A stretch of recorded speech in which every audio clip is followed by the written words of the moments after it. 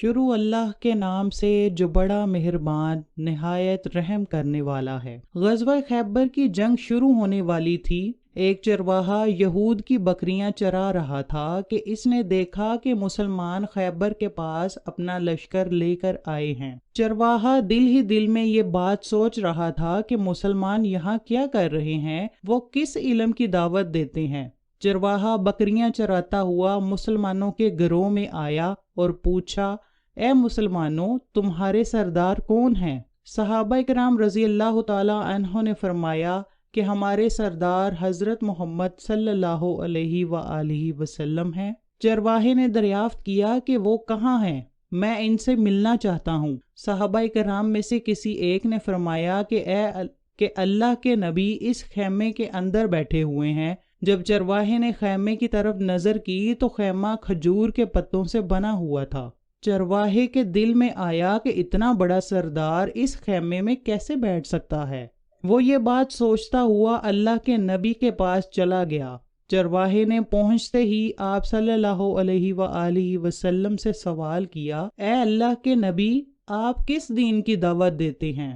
آپ صلی اللہ علیہ وآلہ وسلم نے فرمایا کہ ہم دین اسلام کی دعوت دیتے ہیں اور اللہ کو ایک مانتے ہیں جو کل کائنات کا مالک ہے، یہاں دین اسلام کا پیغام پہنچانے آئے ہیں۔ یہ بات سن کر چرواہے نے کہا کہ اگر میں آپ کے دین پر عمل کر لوں تو میرا کیا حال ہوگا، مجھے کون سا رتبہ ملے گا؟ اس پر نبی کریم صلی اللہ علیہ وآلہ وسلم نے فرمایا کہ تم ہمارے دوست بن جاؤ گے، ہمارے ساتھ رہو گے، ہمارے ساتھ بیٹھ کر کھاؤ پیو گے۔ چرواہے نے کہا کہ یا رسول اللہ، کیا آپ مذاق کر رہے ہیں؟ میں تو ایک کمتر انسان ہوں، میرے جسم سے بدبو آتی ہے۔ آپ صلی اللہ علیہ وآلہ وسلم اور صحابہ کرام کا تو بڑا رتبہ سنا ہے، میں آپ کے ساتھ کیسے رہوں گا؟ آپ نے فرمایا کہ جب تم اسلام قبول کر لو گے تو اللہ تعالیٰ تمہارے جسم کی بدبو ختم کر دے گا اور تمہارے جسم سے اللہ کی قدرت سے خوشبو آئے گی اور تم جنت میں داخل کر دیے جاؤ گے۔ جب چرواہے نے یہ بات سنی تو فوراً اسلام قبول کر لیا۔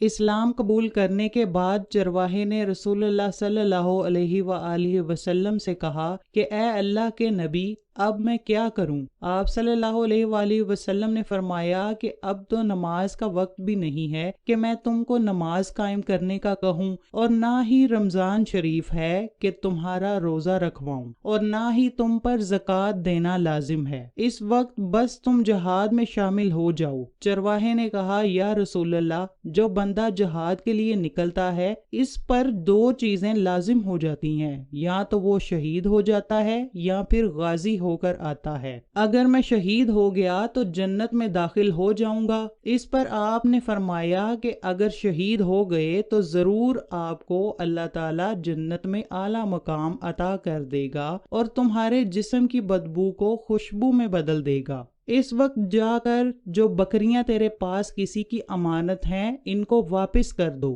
یہاں یہ بات دیکھنے کو ملتی ہے کہ جن لوگوں کے ساتھ آپ صلی اللہ علیہ وآلہ وسلم جنگ کرنے کے لیے آئے ہیں ان کی ہی بکریاں ہیں، یہ تو مال غنیمت ہے، پر اللہ کے نبی نے فرمایا کہ یہ چرواہا معاہدے پر چرایا کرتا تھا، اس لیے اس کو واپس کر دینا ہی بہتر ہے۔ اسی وقت وہ چرواہا اس یہودیوں کی بکریوں کو واپس کر آیا اور جہاد میں شامل ہو کر شہید کا رتبہ حاصل کرنے میں کامیاب ہو گیا۔ جب صحابہ کرام اپنے شہید ساتھیوں کو اٹھا رہے تھے تو انہوں نے اس شخص کو دیکھا اور آپ کے پاس لے کر آ گئے اور پوچھا، اے اللہ کے نبی، اس بندے کو ہم پہچان نہیں پا رہے کہ یہ کون ہے۔ اس پر آپ صلی اللہ علیہ وآلہ وسلم نے کہا کہ یہ وہ بندہ ہے جس نے ایک نماز بھی ادا نہیں کی، پر اس کی گواہی میں دیتا ہوں کہ اللہ تعالیٰ نے اس کے لیے جنت میں اعلیٰ مقام مقرر کر دیا ہے۔ میں دیکھ رہا ہوں کہ اللہ کے فرشتے اس کو غسل دے رہے ہیں اور اللہ تعالیٰ نے اس کے سارے گناہوں کو معاف کر دیا ہے اور اس کے جسم کی بدبو کو خوشبو میں تبدیل کر دیا ہے۔ ہمیں یہاں اس بات کا اندازہ کر لینا چاہیے کہ اگر یہ چرواہا کچھ دیر پہلے مر جاتا تو اس کے لیے جہنم ضروری تھی۔ جب وہ ایمان لے آیا اور حضور اکرم صلی اللہ علیہ وآلہ وسلم کا غلام بن گیا، اس لیے اب اس کو جنت میں اعلیٰ مقام عطا کیا گیا ہے۔ اللہ تعالی ہمیں بھی دین اسلام عطا فرمائے، آمین۔